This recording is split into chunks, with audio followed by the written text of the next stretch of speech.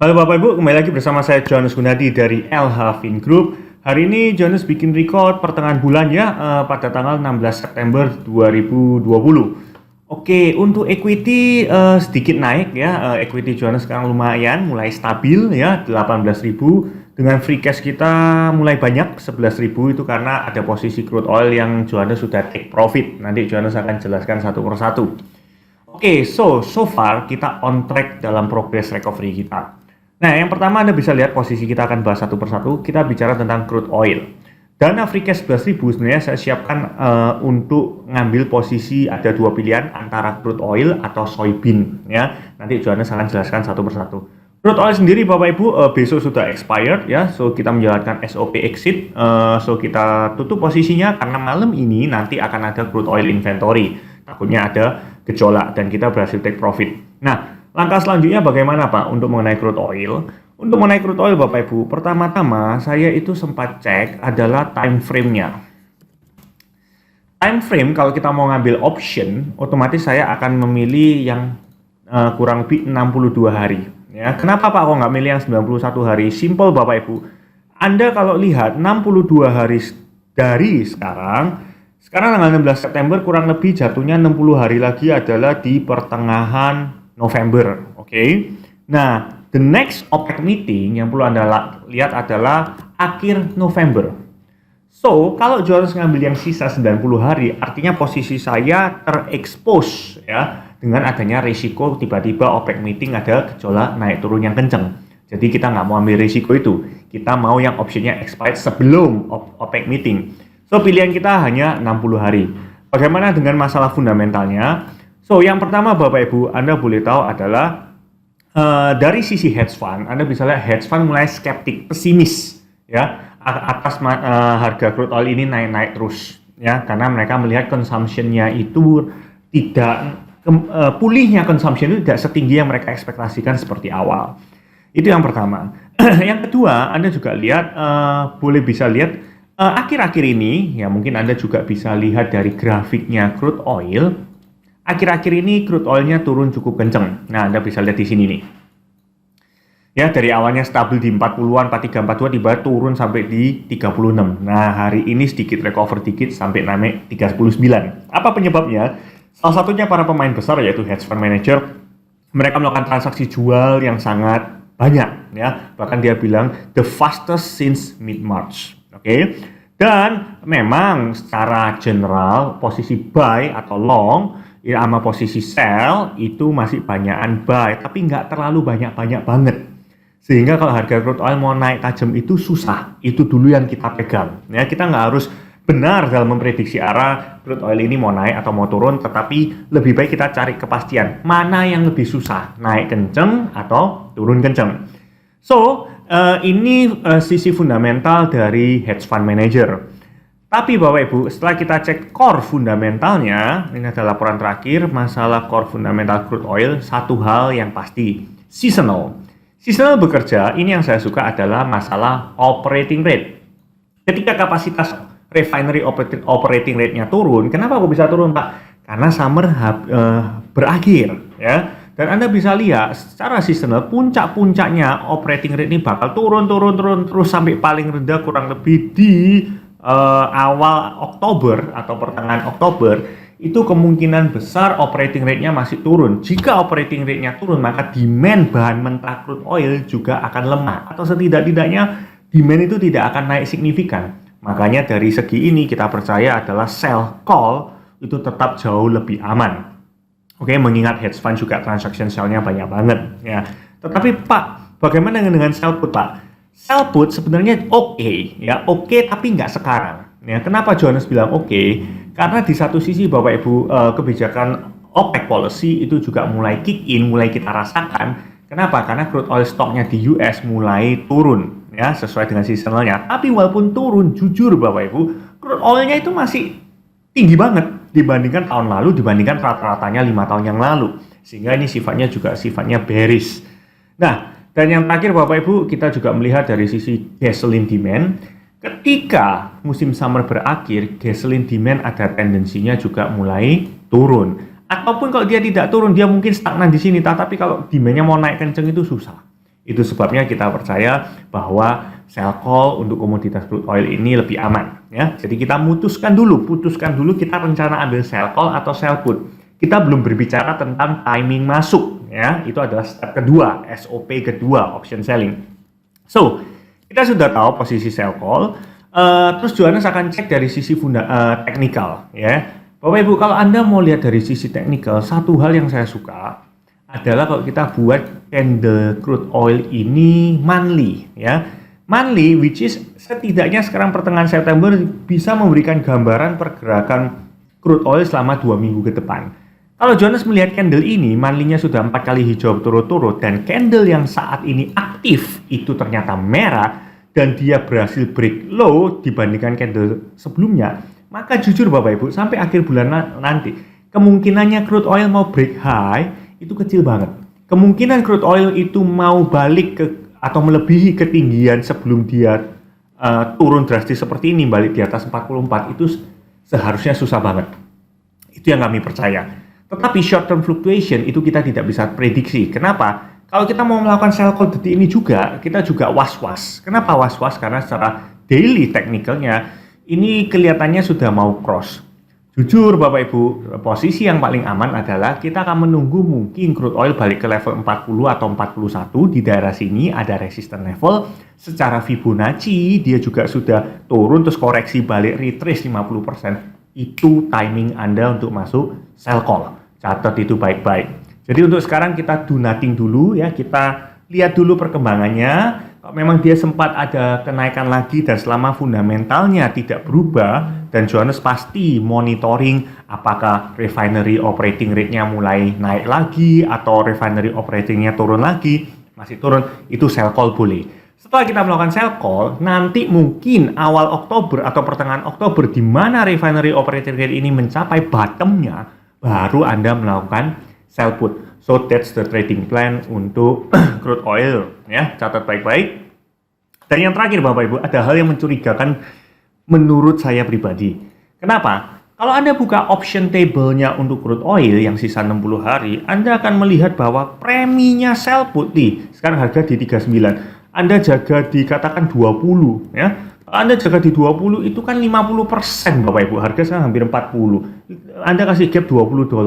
Anda jualan sell put di 20-21, preminya 11-13, ini bagus banget.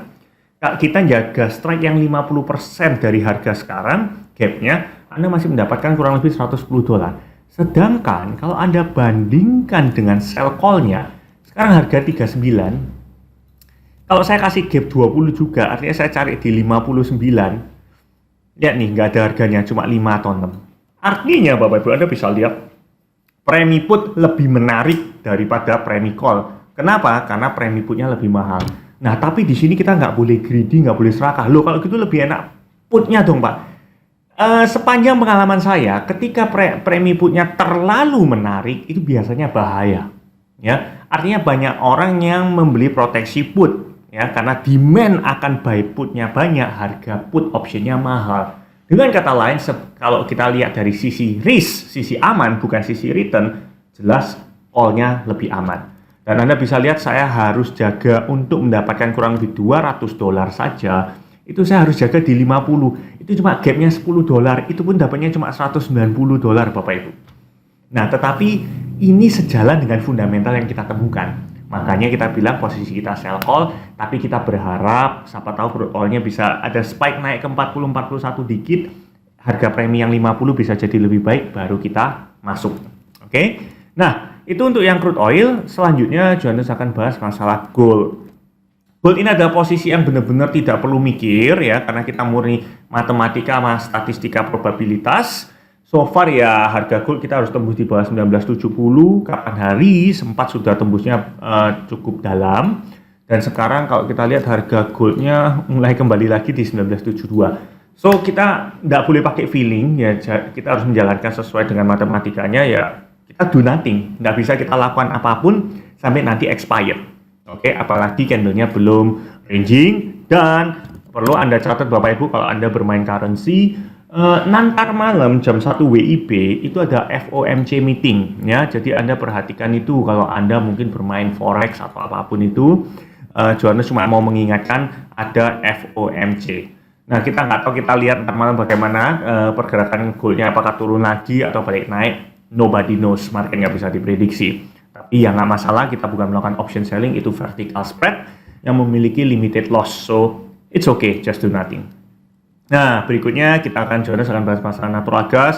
Nah, Bapak Ibu, Anda bisa lihat Bapak Ibu, awalnya Johannes natural gas kita ada posisi call, ya, yang expect-nya kurang lebih 2 bulan waktu itu, dan sekarang sisanya tinggal 41 hari. Sedangkan setelah ternyata natural gas beneran turun sesuai analisa kita, barulah kita melakukan sell put, ya. Dan waktu itu timing melakukan sell put-nya, kalau Anda dengarkan video analisa Johannes 2 minggu yang lalu, saya sudah memberikan kira-kira timing masuk sell put-nya di mana. Waktu itu Johannes sudah bilang seharusnya ini bisa koreksi sampai 2,3, 2,4, kurang lebih di daerah sana. Nah, waktu natural gas kurang lebih di 2,3 something, itulah pada saat Johannes melakukan sell put. Dan natural gasnya sempat mulai balik naik, ataupun dia tidak perlu balik naik, dia cuma konsolidasi, karena Anda bisa lihat di sini natural gas ujung-ujungnya tetap di 2,3 ini Bapak Ibu. Ya kan? Nah, tapi yang Anda bisa lihat, walaupun dia ujung-ujungnya di 2,3, loh Pak, kok sudah untung hampir setengah Pak, 414. Yes, karena kita dibantu ketika market mulai stagnan, IV-nya turun. IV turun, option preminya jadi tambah murah, kita profit. Kedua, keuntungan option selling adalah masalah time decay. Anda bisa lihat expiration-nya tinggal 9 hari. Ya, so kita diamkan aja dan Anda bisa lihat sell put kita profit untuk saat ini, ya. Nah, sekarang fundamentalnya bagaimana? Ini yang Johannes mau jelaskan. Yang pertama, Bapak Ibu, saya tutup dulu. Nah, ini adalah berita pada tanggal 11 September. Beneran, event dari HFIR Energy, October Future hit our target. Mereka juga prediksi koreksi. Kenapa? Karena memang waktu itu demand-nya juga turun, ya, tidak ada sesuatu yang sifatnya bullish banget yang menyebabkan harga natural gas kapan tadi sempat naik tajam. Enggak, mereka juga prediksi untuk koreksi, dan mereka juga sama, koreksinya adalah our target di 2,3 sampai 2,35, sama seperti Johannes, dan mereka merasa semua kondisi itu sudah terpenuhi, ya, sudah price in, sudah terpenuhi. Artinya kalau mau turun lagi susah. Itu yang menyebabkan kita masih mempertahankan posisi sell put kita. Oke. Alasan apa yang perlu kita tahu agar sell put kita ini aman? Apakah ada fundamental yang sifatnya bearish atau ada fundamental yang sifatnya bullish? Yang pertama yang Johannes mau sampaikan adalah lower pro 48 production. 48 production tidak ada data yang menunjukkan produksinya naik lagi. Nope, produksinya masih downtrend. So sell put is good, sell put is safe, sell put itu aman, masih aman. Oke, itu yang pertama Bapak Ibu. Dan yang kedua yang selalu menjadi perhatian kita, yang selalu Johannes bahas adalah salah satu yang bisa menyebabkan harga natural gas itu naik kalau ekspornya naik kembali normal.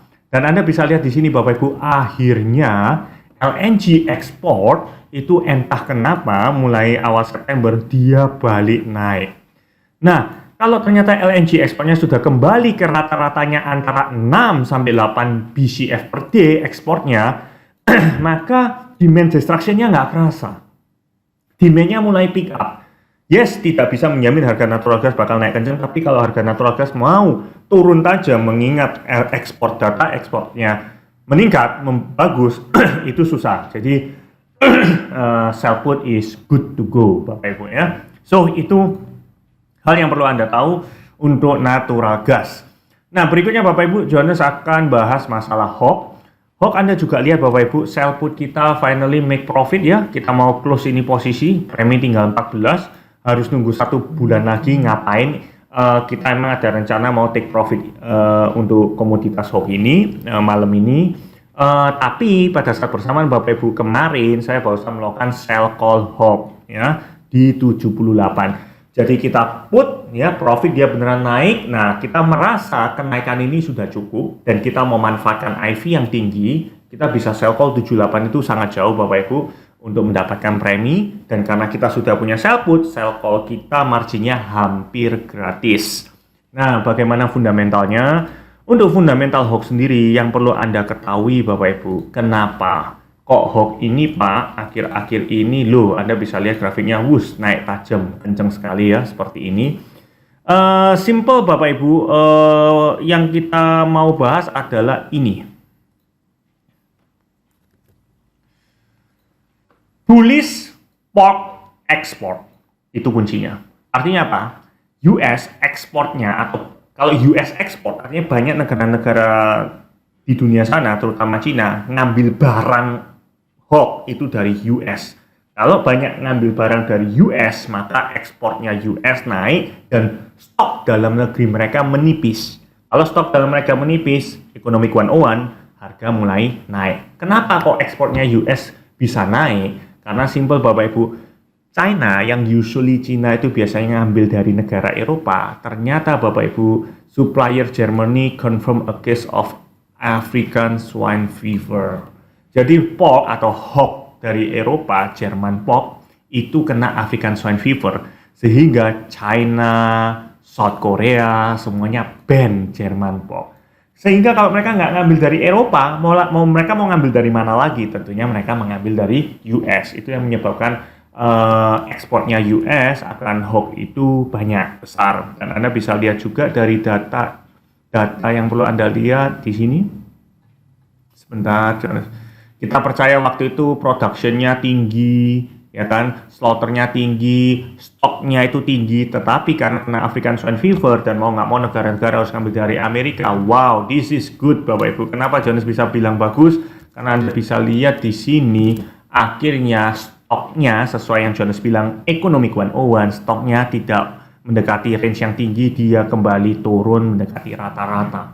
Nah, dengan kondisi seperti ini, satu hal yang pasti Bapak Ibu, kalau harga HOG Anda mengharapkan turun tajam, itu pasti susah banget. Kenapa? Karena African Swine Fever tidak akan sembuh dalam satu malam, 1 minggu, atau 2 minggu, 3 minggu. So, for the next 1, 2, or 3 weeks, maybe, your sell put is safe. Oke? Nah, bahkan yang kita mau lakukan adalah, karena sell putnya sudah untung, sell put yang 44 ini kita akan ada rencana untuk kita dekatkan. Kita roll, kita lebih dekatkan. Kenapa? Kalau kita ubah candlenya menjadi Monday, satu hal yang pasti, sampai akhir bulan nanti, di akhir bulan September, ini candle pasti stay hijau.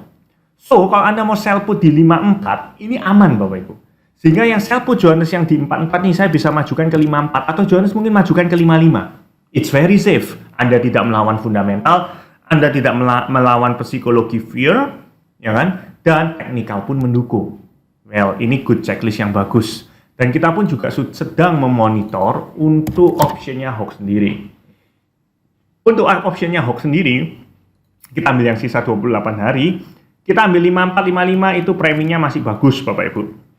Oke, cuma Bapak Ibu sama seperti biasa. Harga ada naik, ada turun, karena kita melihat kenaikannya itu sudah cukup banyak dan ini mulai berhenti, kemungkinan besar data fundamental yang Johannes terangkan itu sudah price in. Kita ingin melihat siapa tahu HOG ini bisa koreksi turun ke level 62-an. Kalau memang ada koreksi 62 atau 60 sesuai dengan moving average 200-nya yang menjadi support resistance level, this is pure technical, maka sell putnya Johannes deketin. Nah, kita juga melihat dari sisi rangingnya juga sudah cukup, rangingnya maksimum, itu sebabnya kita juga sudah masuk sell call, yaitu di 78, dan Anda bisa lihat 78 itu jauh di sini, ini data monthly, oke? So, semoga ekspektasi kita terjadi ya, kalau memang kita sell call karena sudah ranging, kenaikannya sudah cukup, data fundamentalnya sudah price in, sehingga ada orang yang melakukan profit taking atau apapun itu, sehingga harga HOG-nya itu bisa kembali turun ke 62 atau 60, sell call kita profit. Begitu sell call kita profit, kita nggak mau sell call kita profitnya hilang. Apa yang kita lakukan? Kita hedging, sell put-nya kita deketin. Sell put-nya jelas aman. Dan kalau Anda memiliki sell call, Anda wajib harus punya sell put, karena fundamentalnya benar-benar sangat mendukung. Oke, that's the trading plan for HOG. Dan yang terakhir yang Johannes mau bahas, sama seperti minggu lalu, kita ngomong, Bapak Ibu, kita ada kandidat, tapi timingnya belum masuk, jangan buru-buru, sabar, yaitu soybean. Nah, di sini Johannes mau menjelaskan tentang masalah soybean. Semoga Bapak Ibu ikut mengikuti arahan kita, tidak buru-buru masuk soybean. Kenapa? Karena soybeannya wow, naik terus tajam.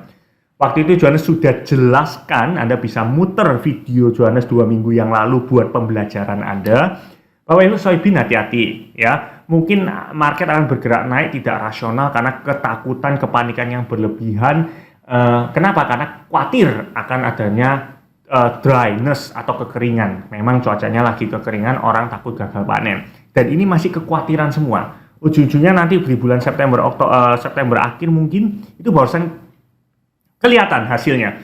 Apakah separah itu atau tidak? Begitu tidak ketahuan tidak parah, harganya pasti balik turun. Nah, di saat itulah Anda cepat-cepat harus masuk sell call. Kalau sekarang Bapak Ibu, Johannes sudah bilang, kita harus track, keep in touch atau memonitor terus progresnya bagaimana.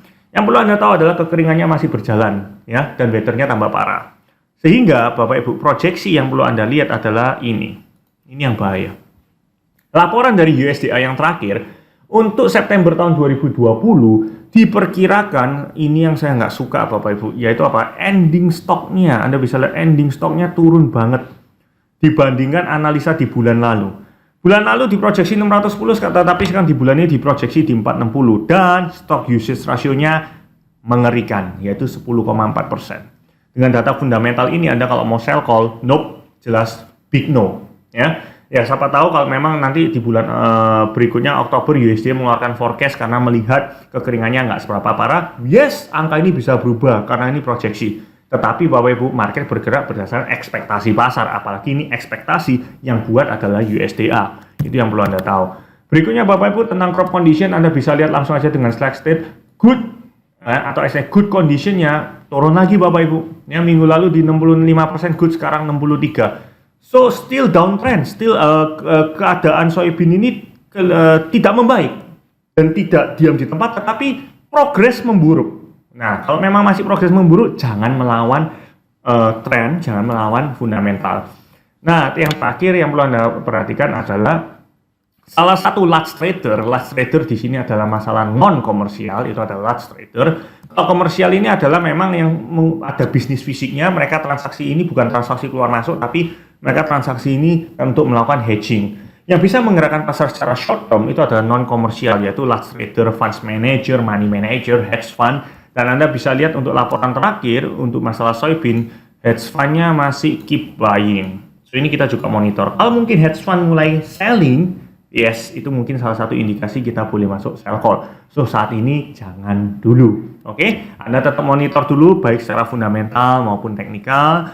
Kalau buat Anda yang membernya LH, tentunya Anda pasti dapat signal trading juga dari kita kapan masuknya. Tapi untuk saat ini diamkan saja. Dan kita lihat perkembangannya bagaimana, karena cuaca adalah mother nature, sesuatu yang kita tidak bisa prediksi. Oke Bapak Ibu, sekian update Johannes untuk minggu ini. Semoga pengetahuan dan informasi yang Johannes bagikan ke Anda bermanfaat dan berguna untuk pembelajaran kita semua. Thank you, see you next week or 2 weeks again. Bye.